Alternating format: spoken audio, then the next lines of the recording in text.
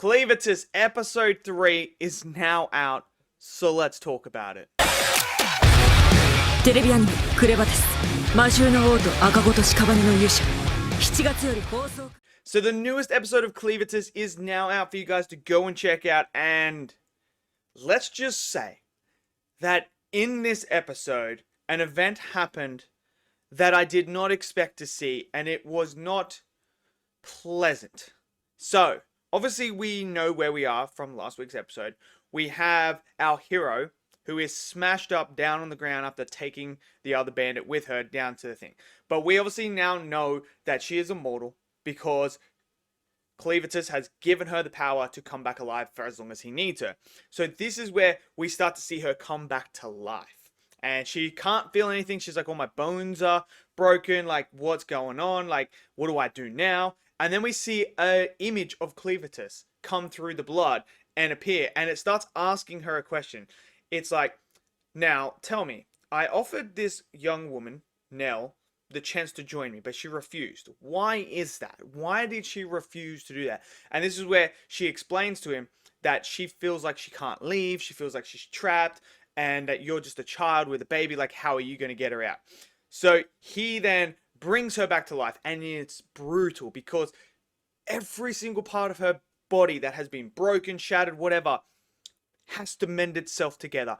Meanwhile, she is 100% conscious the whole entire time.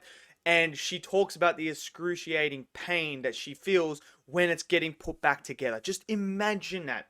You fell off a cliff, shattered basically every single bone in your body, and now it's getting put back together. And you can feel every single bit of pain.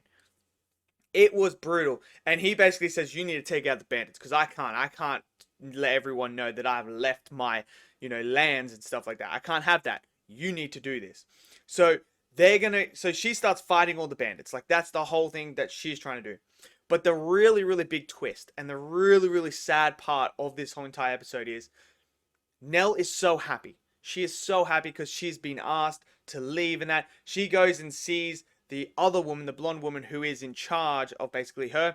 And this is where they start having a discussion about it. And she talks about how someone offered her. Obviously, the other woman is like, what? That's impossible. Like, what are you doing? And slaps her because she is annoyed that she wasn't the one asked. Because she sees herself as this beautiful woman who should be asked before Nell. Because Nell has been beaten to living death, basically. Meanwhile, the captain guy walks past and he overhears this. So he comes in and he takes Nell. And he's like, where is this child and kid at? And they're like, oh, it's probably in the barn and stuff like that. So he takes Nell away. And this is where Clevatess and the baby are behind. And basically, he's like, where is she going? Like, I need to give the baby milk. And they're like, well, she's going to be punished.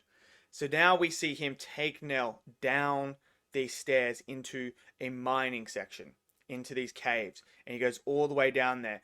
And Nell is like, oh, I've never been down here. Like, what's going on here?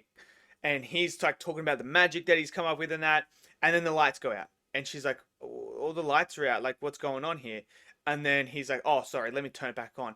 And this is where we see the big, giant, like, Yeti thing behind her, the troll. He's sitting there. And he basically says, you're going to be dinner for him. Like, you are his dinner.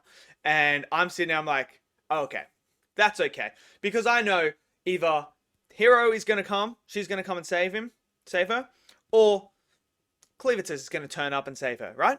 100%. It's episode 3, like, this is something big, because Clevatess needs a wet nurse for the baby. Like, 100%, right? So just as this thing goes to eat her, you're thinking, okay, any moment now, it's going to happen. This troll's going to die. What's going to happen? Here we go. And then you see Clevatess appear behind the guy, and she's like, Nell's like, if only I took his hand. Setting you up like, if I took his hand, this wouldn't be happening. I'd be fine. I wouldn't be about to be eaten or anything like that. And you think, okay, she's reaching out. Clevatess is going to grab her, pull her, and it's going to be this whole big thing, and then Clevatess is going to take him out. No. The troll eats her right in front. And I always forget that Clevatess isn't a human, so he doesn't understand humans as much. And he sits there, and he's like, it's okay, Luna. There's no need to cry. When things are hungry, they're going to eat. That's the way of the world. He gives a speech about the world and how it works. But then he goes, but this isn't right. Like what this guy's doing and stuff. I'm just sitting there in total shock. Like, no way. I'm like, okay. So my first thought is, she's been eaten, but maybe she's not dead yet. Maybe there's a way that she's going to come back and Clevatess is going to bring her back or something like that, right? So then what happens is Clevatess starts talking to them and is like, he's not happy. So he's like, the thing's trying to attack him because the guy's like, attack, attack. But obviously this troll knows that it's Clevatess, like it's the divine beast. So it stops and it gets so scared that it throws Nell back up. And you're thinking, okay, here we go. Nell's coming back up. She's going to be fine. It's all good. The stomach acid is just singeing her. She's missing a leg. She's missing an arm. She's bloody. And Clevatess is like, okay, she's still breathing. I've neutralized the acid here now. Puts the baby there and says, you need to comfort her in her last moments. And then wishes a horn out and takes her away.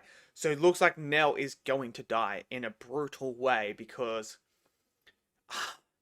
And, you know, I always thought that maybe Nell might get through this because of how tragic her backstory is. When you have a character that's so tragic like that, you hope to see them finally succeed. And the fact that Nell was asking about the outside world and what it was like and how she wanted to experience it, everything was set for Nell to survive, to become this wet nurse, to help nurture Luna.